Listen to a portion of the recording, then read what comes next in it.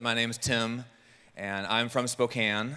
And growing up, my parents were missionaries and also pastors. And actually, they were missionaries in Vietnam during the Vietnam War, if you can imagine that. Tells you what kind of crazy people they were. I would say kind of two competing influences in my life as I grew up. On the one hand, I had these amazing parents who were true examples of living out their faith in Jesus, really all in. And on the other hand, because they were missionaries, we didn't always have a lot of money. And so I had this thing in me that kind of thought, if I really trust God, He's going to keep me from getting to do financially some of these things that look so cool in the world that I'd like to pursue as well.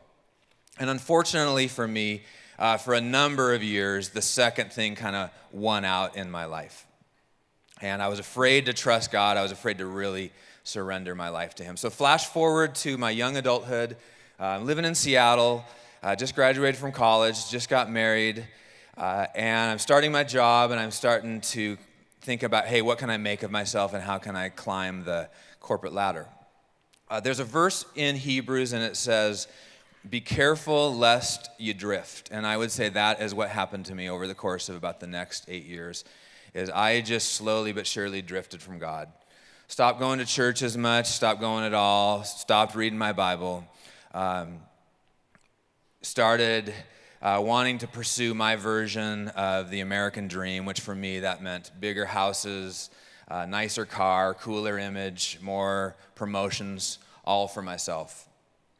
And I would describe myself during that time as increasingly worldly, stressed out, striving, discontented, and just honestly an unhappy person, because I was trying to get happiness through all this stuff, but being the kid I was with the parents I had, I knew what was going to actually be the thing that would make me happy, but yet I kept resisting God.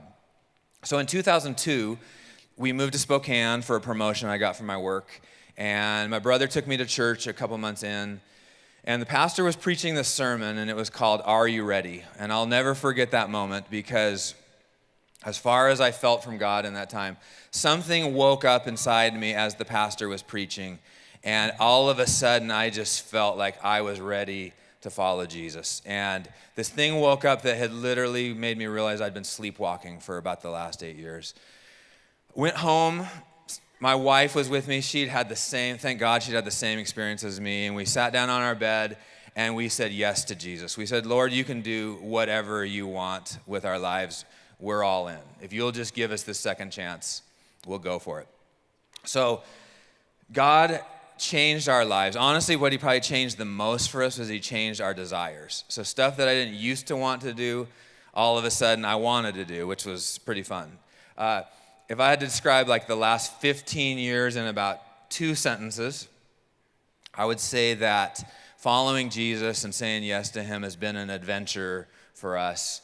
An adventure of trusting God and obeying Him. It hasn't always been easy, but it has definitely not been boring. And as I think about all you guys out here, my challenge to you would just be, if you're sitting in here and you're feeling that same way, just say yes to the Lord. He will not let you down. You will not regret it. Thanks, everybody. Wonderful. Wonderful. Thank you, Tim.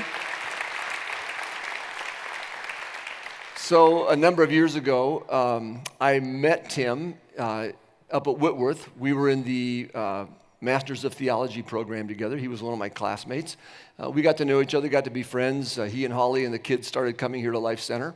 And then we had an opening on our staff, and I approached him, and he said yes.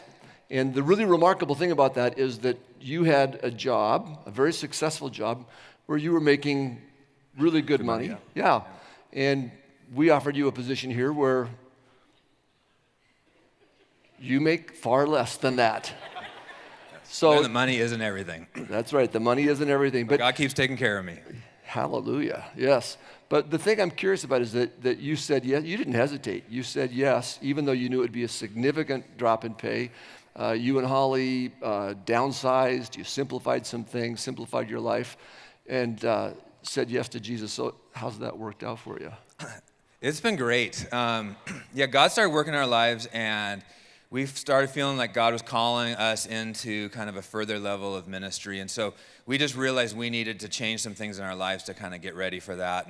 And like Joe said, we sold our bigger house, bought a smaller one, did some other things that helped us to kind of financially get ready.